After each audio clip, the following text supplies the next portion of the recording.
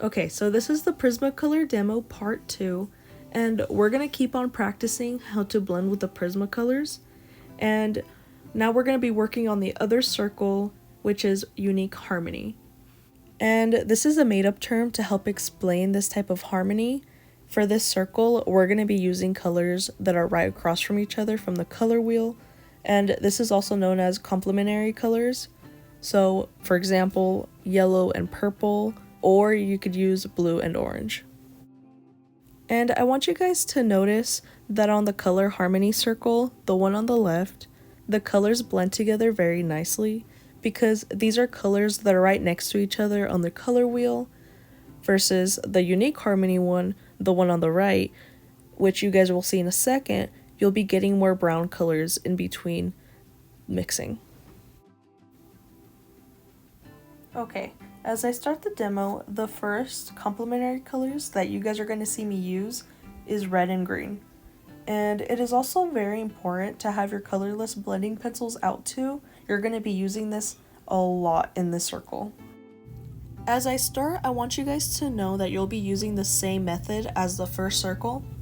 So in my eyes, the red is the lighter color, so I'm going to use this one first. And remember that at the end of the shape is where you're going to add pressure, so it's darker. But as you move towards the next color, you're going to want to go lighter with the pressure, so it can blend properly. And again, I really want to emphasize how light you should be making the color when working on the circle, because you're going to need to go back and forth between the two colors. And you also want to be able to make many layers. Okay, now we're working with the green. Remember how we have to make it dark at first, but then as we move forward, we gotta keep it light.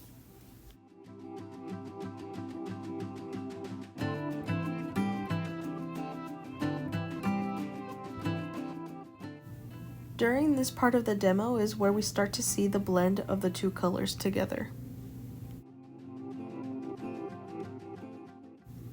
This is a good spot to blend the colors together with a colorless blending pencil.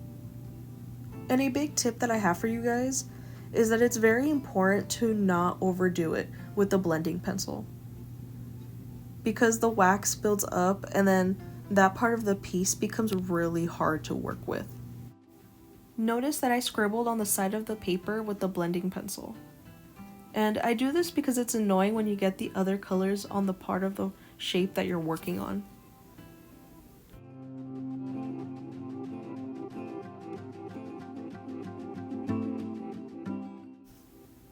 Blending the transition part is the area that most students always get frustrated with, because sometimes it feels like the two colors don't want to blend, or it just doesn't feel smooth, but this is where it's the most important to go really light.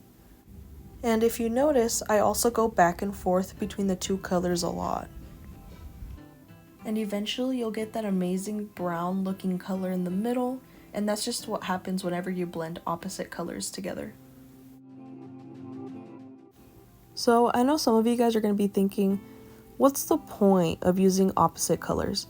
And this is a good question, because to humans, opposite colors have always been eye-catching. Like a rose, for example, they pop out to us because of the green and the red.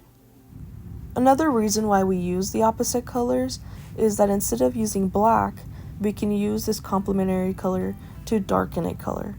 It gives it a more natural look because shadows often have other colors. Like for example, if you were to do a leaf, I would recommend to add some reds in there very lightly instead of using like a black or a dark green, because if you were to add the reds in there, it makes it look more natural and realistic.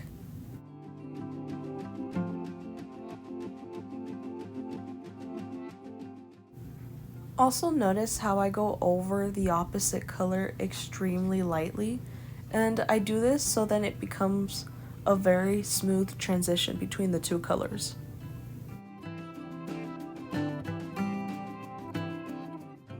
So now the random pair of opposite colors that I chose to do is purple and yellow. And again, remember guys to push those darks in at first whenever you start a new shape, but then as you move forward into the next color, to go really light.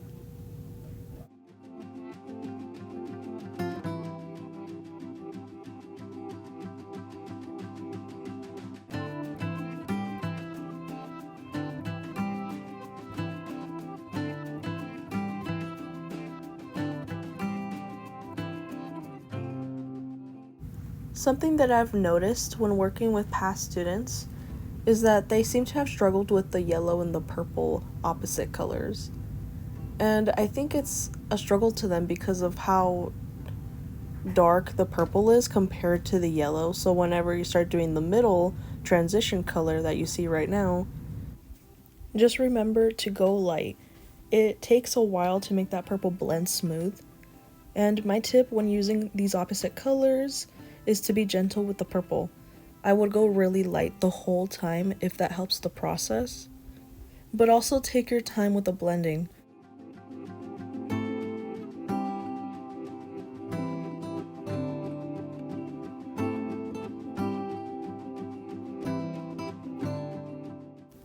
Another tip that I have when working with purple and yellow, or even working with the Prismacolors in general, I recommend tapping your paper on the side of the table when you notice waxes on your paper.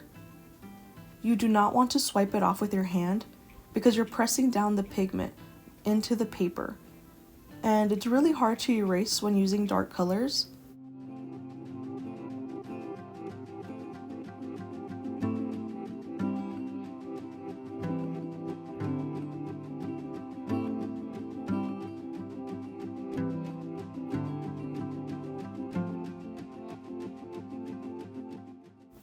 Now, another thing that you can do is put the opposite colors in their own shape, but they have to be right next to each other.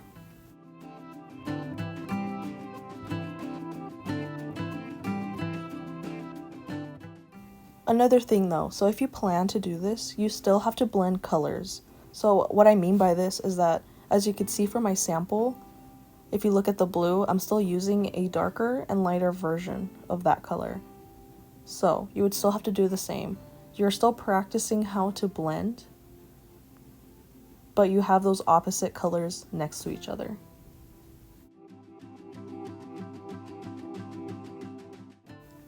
Also notice how different this blue looks after using the blending pencil.